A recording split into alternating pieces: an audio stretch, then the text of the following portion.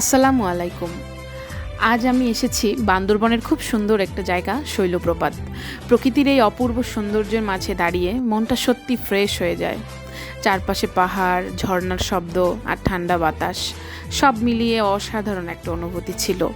কিন্তু এখানে এসে আমার আরেকটা জিনিস খুব বেশি আকর্ষণ করছে, সেটা হচ্ছে এখানকার পাহাড়ি ভাই বোনদের জীবনযাপন এবং তাদের আন্তরিকতা। আমি এখানে এসে ট্রাই করেছিলাম তাদের হাতে মাখানো আনারস মাখা। টাটকা আনারস কেটে লবণ মরিচ এবং কাসুন্দি মিশিয়ে খুব সুন্দর করে মাখিয়ে দিয়েছিল ওরা। স্বাদটা খুবই অসাধারণ এবং ইউনিক লেগেছিল, এত মজা মুখে লেগে থাকার মতো।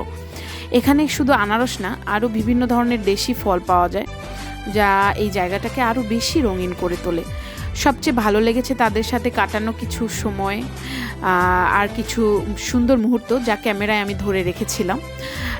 এমন ছোট ছোট অভিজ্ঞতাগুলো আসলে ভ্রমণকে করে তোলে স্মরণীয়। আপনারা যদি কখনো বান্দরবন আসেন, অবশ্যই শৈলপ্রপাত ঘুরে দেখবেন। আর এই আনারস মাখা অবশ্যই ট্রাই করতে ভুলবেন না, খুবই মজা ছিল। আপনারা আসলে অবশ্যই শীতের সিজন কিংবা বর্ষার সিজনে আসবেন,